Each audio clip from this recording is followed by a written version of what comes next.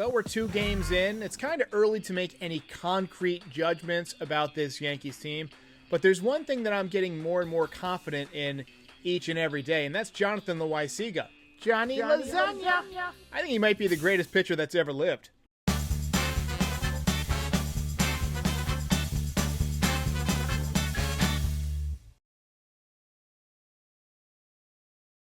Derek, why are you wearing a different shirt than in the intro? Well, I spilled coffee all over it. What do you want me to do? Okay, so maybe greatest pitcher that's ever lived is a bit of a stretch for Jonathan Loaisiga. But my main takeaway from the first 2 games of the season is how good the bullpen has looked, especially Jonathan Loaisiga. If you've been following this channel for a while, you know that I'm basically a Jonathan Loaisiga fanboy. I've always liked his stuff ever since he came up and made his debut against the Rays a couple of years ago.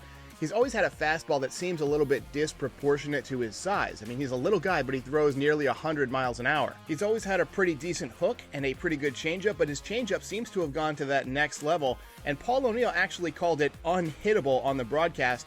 It's in there at about 89 to 91 miles an hour with really heavy and really late sink, and he's throwing it to precise locations. He's pinpointing this pitch. We didn't get to see Nick Nelson yesterday, but he's also showed a really good changeup to go along with that nearly 100 mile an hour fastball.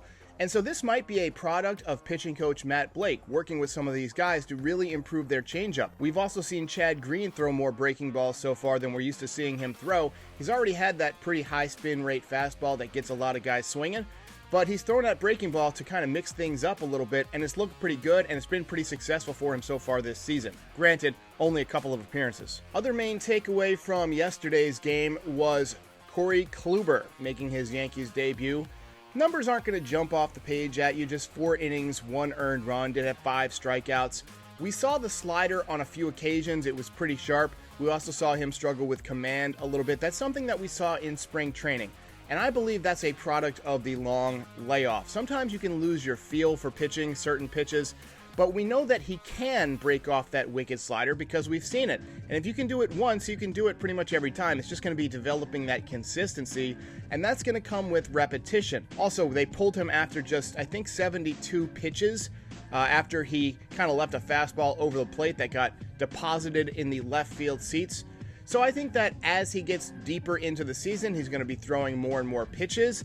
I think he probably could have gone a 5th inning yesterday, but probably a good idea to get him out of there before the damage got any worse. It was a close game, and you've got a great and rested bullpen ready to go.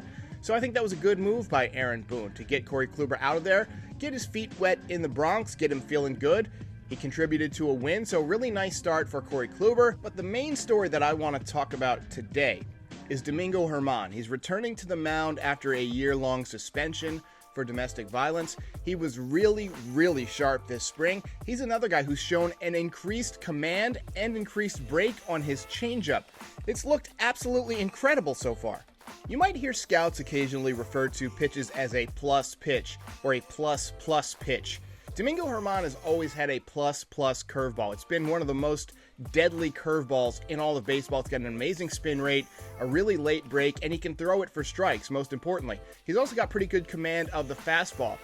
He had a changeup before he went on the suspended list, but since he's come back, his changeup has looked like a plus changeup to me, anyway, just my amateur scouting eyes. I've seen a lot of break, I've seen really good command, a lot of awkward swings. They say that the hitters will tell you how good your stuff is, and from watching the hitters swing at Domingo Germán's changeup this spring, I can tell that it is simply a wicked pitch. And again, this could be a product of working with Matt Blake. He seems to be good at crafting new pitches for these pitchers or improving certain pieces of their repertoire. So best of luck to Domingo Germán. I think he's going to have a really good day. This is a tough test for him because as we've seen, the Blue Jays have a lot of good hitters in their lineup. So I think Domingo Germán is going to be tested right away, and I think he's going to come through because I think he's really improved, and I feel like he's going to have a big season. Also, I like to mix up these game day shows and talk a little bit about a different player each day, but when somebody's red hot and they're hitting the way that Gary Sanchez is hitting, it just leaves you no choice. Gary Sanchez is someone who must be discussed. He's obviously in a contract year. He's come out of the gate swinging like he wants to play for a big contract. He wants to put those bad couple of seasons over the last few years behind him. Sandwiched in there was a really good season a couple of years ago. Obviously, the defense is still an issue. He did make an error that allowed a run to score, but his power has been absolutely unbelievable so far. He's just raking. He seems like he's getting that leg kick up a little bit earlier. That means he doesn't have to commit so early with his swing. He can just sit back an extra fraction of a second. That keeps him more balanced, and that's going to make him a better hitter overall. So I like what I'm seeing so far from Gary Sanchez, and it would not surprise me if he stays hot for a little while, because Gary Sanchez is a very streaky player. His cold streaks last a long time, but his hot streaks can also last a long time. There have been times in his career where you can't get him out for close to a month. Let's hope that he gets off to one of those kind of starts, and at the end of April, maybe he's got 10 home runs and maybe 25 RBIs, and he's on his way to a really good season. I think that'll also make him more confident behind the plate, because when you're having a really good offensive season, you don't spend a lot of time thinking about your offense when you're on defense. You're able to focus on what you're doing. And I think that could be an issue with Gary Sanchez from time to time, that he loses focus because he's slumping and he's back there just kicking himself in the butt. Well, I think that if he gets off to a hot start, you're going to see him improve on both sides of the ball. So keep your eye on that. Again, happy Easter. Yankees game day coming at you. I'll be back with a post-game reaction. I know we said we were going to do a watch party today, but not going to happen. Just too much going on. I'll see you next time. If you enjoyed this video, please like and subscribe. It helps other Yankees fans find the channel.